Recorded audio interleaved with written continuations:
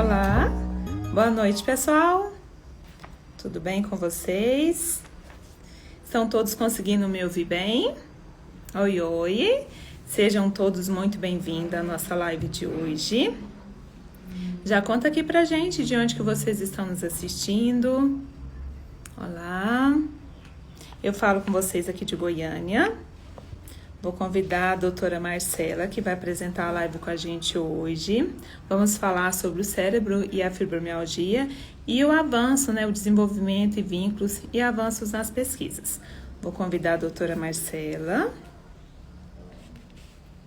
Já aproveita e envia essa live também para os seus amigos, para ficar por dentro de todas as novidades. Vamos convidar a doutora Marcela. Sejam bem-vindos, pessoal de São Paulo, Natal. Que bacana, João Pessoa.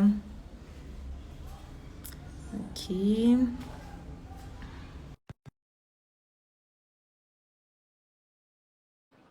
Pessoal de Minas Gerais, Pará, minha terra natal. Sejam todos muito bem-vindos. Oi. Oi, boa noite. Boa noite, tudo bem? Tudo jóia. Seja muito bem-vinda. Fica à vontade de se apresentar. Tá jóia. Então, pessoal, eu sou Marcela Agostinho, eu sou neurologista, especialista em dor, trabalho em Goiânia, atendo numa clínica chamada Bueno Medical Center, aqui em Goiânia. Já sou formada há 13 anos. E então agradeço o convite por estar aqui. Essa área da fibromialgia é uma área que eu venho estudando cada vez mais. Hoje é o forte do meu consultório, porque eu tenho muitos pacientes dessa área de atendimento. Então, eu acho que será muito bom poder falar com as pessoas hoje, já que a gente tem uma experiência aí de consultório. Muito bom. É muito bom ter você aqui com a gente, doutora Marcela. É sempre uma alegria, estar aqui com você, uma excelente profissional que eu tive o privilégio de conhecer pessoalmente também, Obrigada. Fico E muito feliz de você. Obrigada, é uma pessoa que a gente sempre acompanha, o seu trabalho e admiramos muito. E é uma pessoa que está sempre atualizando, Teve recente no Congresso, e hoje a gente vai falar sobre isso, Sobre desvendando os vínculos, e avanços nas pesquisas. Antes da gente começar, vamos falar para o pessoal o que é a fibromialgia? Certo, muito bom fazer uma definição. Então, a fibromialgia ela é uma síndrome clínica, ou seja, ela é um conjunto de sinais e sintomas. Antigamente, denominava-se apenas como se fosse uma doença de dor crônica em vários pontos do corpo. Tanto é que o diagnóstico era apenas a palpação dos pontos dolorosos. Antigamente. Hoje em dia, nós sabemos que a fibromialgia ela tem uma característica principal de ser dor crônica difusa em vários pontos do corpo, é uma dor em várias partes do corpo, porém tem que haver outros sinais e sintomas associados. Que aí vem, a gente considera síndrome do intestino irritável, dor de cabeça também faz parte, a fadiga, o sono não reparador ou insônia, distúrbios do sono de uma forma geral. Nós temos também a questão dos déficits cognitivos, que é o fibrofog. Então, hoje em dia, o termo fibromialgia, ele tem uma abrangência. Ele não é apenas dor crônica, apenas assim, né, gente, que nós sabemos que dor crônica não é fácil, mas é dor crônica e temos também os sintomas psiquiátricos, os distúrbios de sono, os déficits cognitivos de foco, atenção, memória. Então, é uma síndrome clínica muito mais abrangente. Né? Sim. E como é tratada a fibromialgia? Como que o neurologista trata? Então, o que é importante a gente perceber, até o motivo da nossa live aqui, porque eu vejo, assim, eu sou neurologista com especialidade em dor crônica. Por muitos anos, a fibromialgia ficou dentro da reumatologia. E aí, o que acontece? Ficava-se muito... porque o paciente tem muitas dores musculares e dores articulares. O paciente fazia exames de coluna, de joelho, de cotovelo e não aparecia nada, porque não era uma doença dos membros, não era uma doença articular, não é uma não é uma miopatia, não é uma doença de músculo, né? E aí o que que acontece? Fazia múltiplos exames na reumatologia de doença autoimune, FAM, fator reumatoide, anti-RO, anti-LA, todo aquele pacote para pesquisa de doenças autoimunes e vinha tudo negativo, tudo normal, né? E aí o que que acontece? Quando eu me especializei em dor, que realmente eu fui entender os mecanismos da fibromialgia, que os mecanismos, a origem é toda por uma disfunção da regulação de neurotransmissores cerebrais. Então, é uma coisa que acontece, a origem é aqui. Então, os estudos, se eles estão avançando, e eu acredito que lá na frente, a comprovação da fibromialgia virá com testes neurológicos, porque já está vendo por SPECT, por ressonância magnética funcional, por tomografia funcional, exames de neurologia funcionais que não estão disponíveis nas clínicas hoje em dia, só para estudo. Só temos em grandes universidades, em grandes centros de estudos. Ainda não temos como fazer esses exames, mas já está sendo percebido que ocorre alterações nas áreas de dor, hiperexcitabilidade cerebral. As áreas de dor são aumentadas em relação aos pacientes que não têm fibromialgia. E isso gera uma hipersensibilidade. Quando se faz o estudo do líquor, que é o líquor que se retira da coluna, percebe-se que tem mais substância P, lactato, e há uma disfunção, há um número menor de neurotransmissores contrarregulatórios da dor, por exemplo, a serotonina está mais baixa. Então, tem algumas alterações no líquor que também sustenta no líquor. O líquor é um líquido que nós retiramos da coluna para estudo, que sustenta que há uma desregulação neurológica, em fatores neurológicos. Então, os estudos estão caminhando para essa comprovação, e aí vai tirar uma lacuna importante. A lacuna de que é uma doença que não tem nenhuma alteração, que é coisa da sua cabeça. Mas, assim, o que é interessante é que realmente o problema está na nossa cabeça, mas a nível cerebral, que é muito mais sério, né? Que é mais complexo até. Então, falar para as pessoas não se sentirem ofendidas. Se alguém falar para você que o problema está na sua cabeça, realmente está na sua cabeça, porque você tem algumas alterações cerebrais que justificam essa desregulação da dor, tá? E é isso. Então, assim, eu defendo muito isso, eu bato muito na tecla que o neurologista, especialista em dor, na verdade, quem é especialista em dor, não só o neurologista, mas essa especialidade nos permite entender os mecanismos fisiopatológicos da fibromialgia. E aí ficou muito mais claro para mim. Então, assim, quando eu comecei a falar sobre isso, eu fiz minha especialização em dor em 2018, eu tive até alguns colegas da neurologia falando assim, nossa, mas você está entrando num campo da reumato.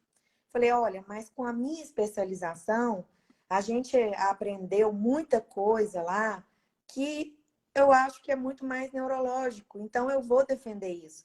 Então, no começo foi até uma encrenca, porque eu fui uma das primeiras a falar.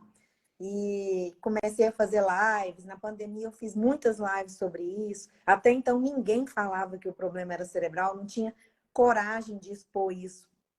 Mas é essa que é a notícia. E eu estive no Congresso Internacional de Cannabis em São Paulo, teve uma aula inteira falando sobre isso, sobre a categoria das dores do tipo nociplástica. Nociplástica são as dores tipo a fibromialgia, a enxaqueca, a síndrome do intestino irritável, a síndrome dolorosa miofascial, são doenças que são caracterizadas por dores crônicas e que os exames não dão nada. Mas não significa que o paciente não tem nada, porque a hiperexcitabilidade cerebral acontece. Igual um paciente que sofre com enxaqueca. Ele faz tomografia, ressonância, não dá nada. E ele fala, mas eu não estou inventando, essa dor existe. Se eu passar uma noite sem dormir, se eu comer mal, se eu ficar de jejum prolongado, acontece. São gatilhos. E esses gatilhos facilitam vir a dor. E é esse tipo de dor nociplástica são dores que ocorrem por alterações cerebrais, hiperexcitabilidade cerebral. É um cérebro hiperativado. E ocorre um aumento dos neurotransmissores que favorecem a dor, por exemplo, o glutamato e lactato, substância T, essas substâncias todas que favorecem dor, e ao mesmo tempo reduzem os neurotransmissores que inibem a dor, serotonina, noradrenalina. Então, por isso o tratamento a gente precisa regular essas substâncias. Certo. E quais são os principais sintomas da fibromialgia? O que é mais comum você está recebendo no seu consultório, os pacientes com fibromialgia? Então, Quais são as queixas? hoje eu até tive uma paciente que ela me relatou, eu falei assim, me explica onde é que a dor predomina, onde a sua dor predomina. Ela falou, eu não consigo falar, porque a dor, ela ocorre no corpo inteiro. Então, isso é o cotidiano das pessoas com fibromialgia. A pessoa não consegue falar, porque assim, quando você tem uma dor localizada aqui, eu tenho uma dor só no pescoço, né? É mais fácil de você definir, e isso não é fibromialgia. Fibromialgia realmente é quando tem dor difusa em várias partes do corpo. E não é só isso. O paciente com fibromialgia, é muito comum o paciente com dor crônica, não só com fibromialgia. Paciente com enxaqueca, com uma dor lombar crônica. Esse paciente evoluir com transtornos psiquiátricos. Isso é muito comum, tá? Assim, parece que tem muitas pessoas que às vezes não entendem isso, mas é explicado fisiopatologicamente por conta dessas alterações de neurotransmissores e também porque uma pessoa com dor, ela vai mudando todos os hábitos de vida, ela deixa de fazer exercício físico, ela deixa de socializar, ela deixa de fazer uma série de coisas. Ela tem mais medo porque ela tem dor, então ela tem medo de sair, medo de exercitar. Então ela vai ficando ansiosa, ela pode ter crises de pânico. Então não tem como. Nós precisamos tratar a dor crônica porque esses pacientes inevitavelmente em algum momento vão desenvolver ansiedade e depressão. Inclusive eu até vi uma pergunta no começo da nossa live que alguém perguntou assim: por que que quando eu falo que eu tenho fibromialgia, a pessoa me pergunta, você é muito ansiosa? Ela fez essa pergunta, eu li aí. E essa pergunta, ela é muito pertinente. E vocês não podem se sentir aborrecidos por isso, porque é uma evolução que acontece. E isso não quer dizer que nós vamos deixar você sofrer com isso. Claro que não, mas é uma evolução natural de quem sofre com dor crônica. Por isso que eu falo tanto de quebrar o ciclo da dor crônica. Porque se você continua com dor, você tem apatia, você tem angústia, aí você fica deprimido, você fica ansioso, e aí você tem mais dor. E o ciclo continua. Então, enquanto a gente não trata, e aí muitas pessoas não querem usar medicação. A medicação, gente, assim, eu até não gosto também de falar assim, você gostaria de usar antidepressivo ansiolítico? Claro que eu não acho que isso é o melhor caminho, é o natural. Não, o natural é a gente não usar nada.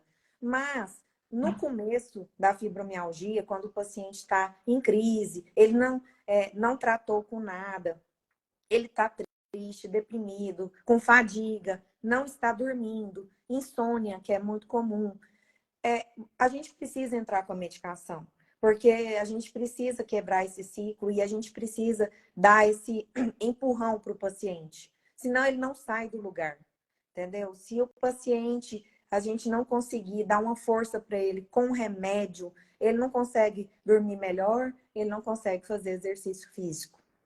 Sim, e acaba Né? não conseguindo manter uma vida, né, tanto na questão do trabalho, né, estudo, exatamente por todas essas questões, né? Exatamente. Sim. Doutora Marcele, tem algo, algum tratamento novo, além dos que, né, popularmente usa, no congresso que você foi recente, falou de algum novo tratamento? Então, assim, os velhos e bons tratamentos que a gente já utiliza, alguns antidepressivos, alguns anticonvulsivantes, todos esses são muito bem estudados, são antigos, mas têm muito boa eficácia. Nós temos os medicamentos para tratamento da insônia, que são muito importantes, que aí nós precisamos conscientizar a população que não é com zolpidem, não é com tarja preta, não é com clonazepam, alprazolam, que a gente vai tratar o problema do paciente. Esses medicamentos, eles causam vício, dependência, tolerância e não ajudam. O paciente continua ansioso, continua com dores. No outro dia, o paciente está a mesma coisa. Ele não melhorou nada. E acontece ainda de quem usa tarja preta e zolpidem ficar mais parado ainda, com mais dificuldade de exercitar. Porque eles acordam muito moles, acordam, a medicação tem uma meia-vida longa. Acorda sedado, acorda sem energia. Então, pode até piorar a fadiga. Não é com esse tipo de medicação que a gente trata o sono. E assim, eu não canso de receber pacientes que usam Zolpidem no meu consultório. E, assim, o Zolpidem, ele não induz a um sono fisiológico. Não é um sono de qualidade. Então, faz o paciente dormir, mas ele acorda com mais fadiga, cansado, e as dores se repetem. Nada vai mudar. Sobre o tratamento que eu vi no Congresso Internacional de Cannabis, né? Com cannabis. Os estudos estão avançando cada vez mais.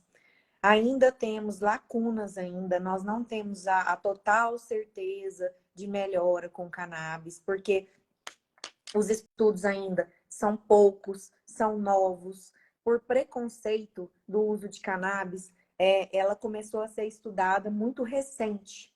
E os estudos não têm uma padronização ideal. A dose ainda estipulada ainda não ficou muito certa. Tem muitos produtos no mercado, então não tem uma padronização de produto, que ainda que foi feito um estudo científico com o material padronizado. Então, assim, caminha para um lado positivo. E eu tenho os resultados muito bons no meu consultório. Mas ainda nós estamos caminhando com esses estudos mais robustos, de maior qualidade científica. Mas a gente já vê que o cannabis melhora a ansiedade, melhora o sono. Dessa forma, vai melhorar muitos sintomas da fibromialgia. Melhora a fadiga, né? Então, a gente pode, é um tratamento novo, em andamento ainda, mas que a gente pode tentar com certeza, porque os medicamentos que nós temos hoje, nas farmácias, inclusive, hoje nós temos aqui em Goiânia, as grandes farmácias já têm um grande número de cannabis para vender. E algumas marcas muito boas, de muita qualidade, que são seguros, pouquíssimos efeitos colaterais. O que pode dar de efeito colateral é se a dose estiver muito alta, pode dar sonolência, tontura, aumenta um pouco o apetite se a dose estiver alta. Diarreia também. Certo. E tem algum estudo ou alguma lei sancionada, algum projeto de lei, algo do tipo, e do SUS está fornecendo esse tratamento à base de cannabis ou nada ainda? Lá no Congresso foi falado que, a princípio, vai ser liberado para epilepsia. E no segundo momento, quando os estudos estiverem mais adiante, porque para a epilepsia tem mais estudos hoje, é uma coisa que tem mais evidência científica. Então, assim, para a epilepsia, com certeza vai ser a primeira liberação. Para a dor crônica, eles não acreditam que vai ser nesse primeiro momento. Vai demorar um pouco mais. Mas vai acontecer. Vai acontecer. Tem algumas perguntas aqui, doutora Marcela, que a gente já respondeu, no decorrer da live. Vamos ver aqui. Aqui a pessoa falando aqui, a Luciene, eu uso cannabis há pouco mais de um ano, me ajudou bastante. Eu vejo muito isso no consultório. Ótimo. Ó, quase 1.000 no importado, dura vários meses. Os importados, eles têm 30 ml, e os da farmácia geralmente é 10 ml, é uma quantidade menor. Uhum. Então, os importados duram mais, geralmente. Certo. A Marília está falando que em São Paulo tem uma lei que permite usar cannabis gratuito desde que o médico prescreva. Não Não, sei se é isso não foi falado lá para dor ainda não, só para epilepsia ainda tem isso. Para autismo também, teve algumas pessoas lá no Congresso que já estão conseguindo, com um relatório muito bem embasado, às vezes pode conseguir também. certo. Tem mais alguns aqui. Cadê? A duloxetina me causou diarreia. Pode ocorrer esse efeito colateral. Ele é muito bom, a duloxetina, mas pode acontecer de não dar certo para aquele paciente. Então, a gente tem que tentar uma outra opção. Certo.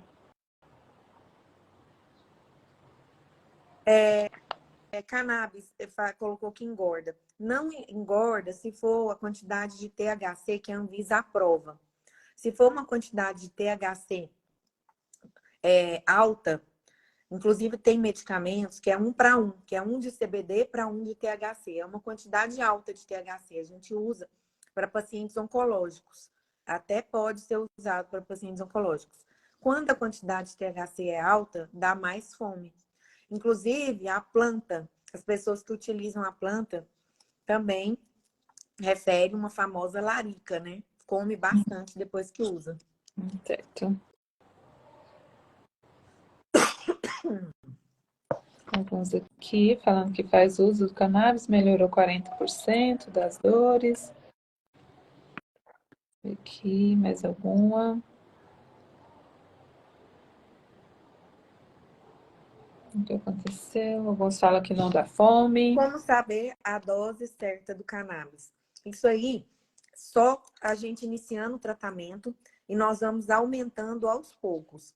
Inclusive, nós não podemos aumentar, não podemos dar uma dose alta logo no início. É uma regra do tratamento com cannabis. Você iniciar com uma dose baixa e ir aumentando aos poucos. Tem que ser de aumento gradual, devagar, até porque a gente precisa ir vendo como que o paciente está reagindo aos efeitos colaterais. Certo.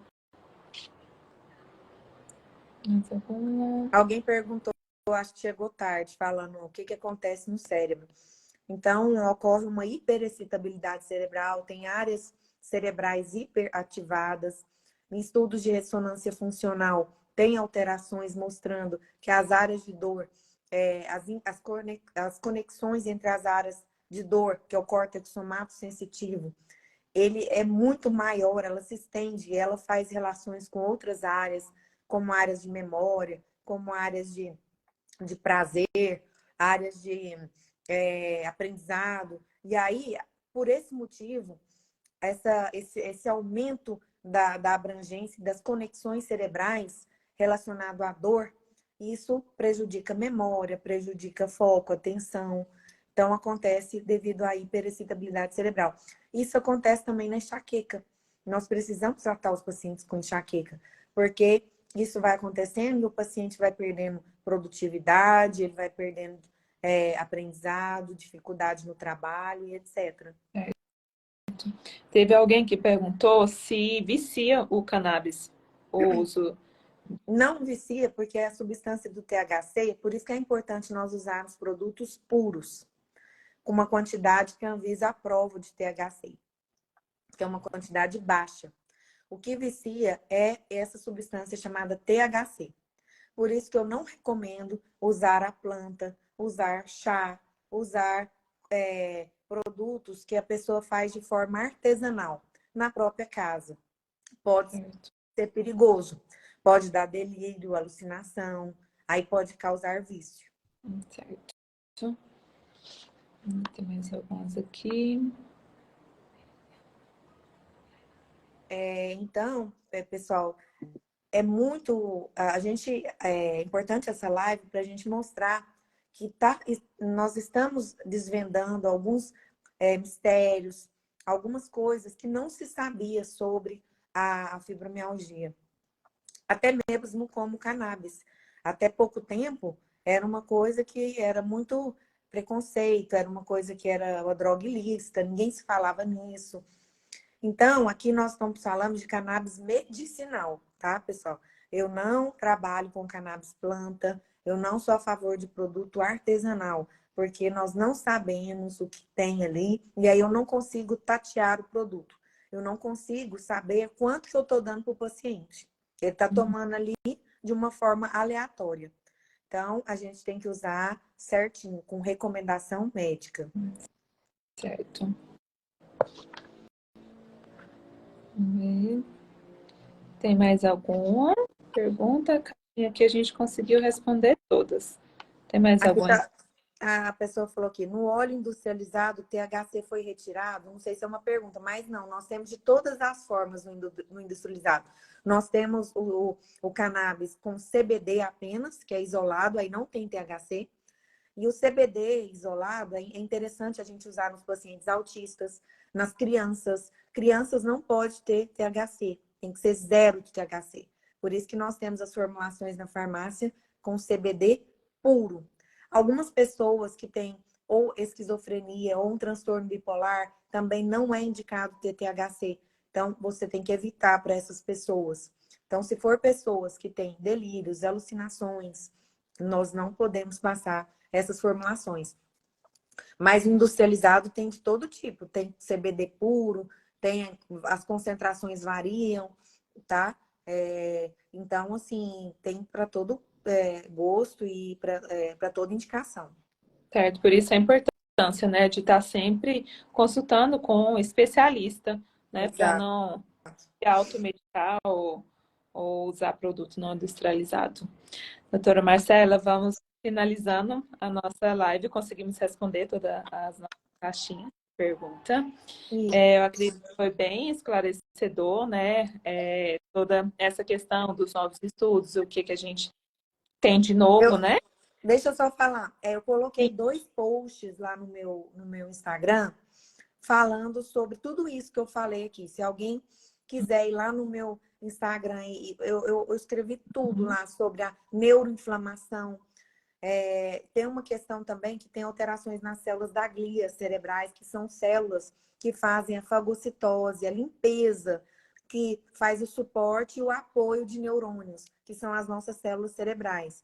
Então, eu fiz 2 posts lá muito completos, mostrando como que se explica essas alterações cerebrais nos pacientes com fibromialgia. Então, vocês podem ir até lá e dar uma lida, se às vezes a pessoa entrou atrasada, né? Não pegou todo o assunto. Então, tá bom, a gente vai estar deixando salva, tá? A live, vamos colocar o arroba também aqui da doutora Marcela. Então, depois vocês já clica lá, tira as suas dúvidas, né? Tem o post lá completo, tá bom? Isso. Obrigada, viu? Todos. Obrigada, eu. Agradecemos, tá? Tá. A disponibilidade, mais uma vez, de tirar esse tempo aqui com a gente para estar trazendo mais informação para os nossos seguidores. Um grande abraço. Foi um prazer. Obrigada, viu? Tudo de bom para Tchau, vocês. tchau. Muito obrigada pelo convite. Tchau, Até tchau, pessoal. mais. Até a próxima. Até.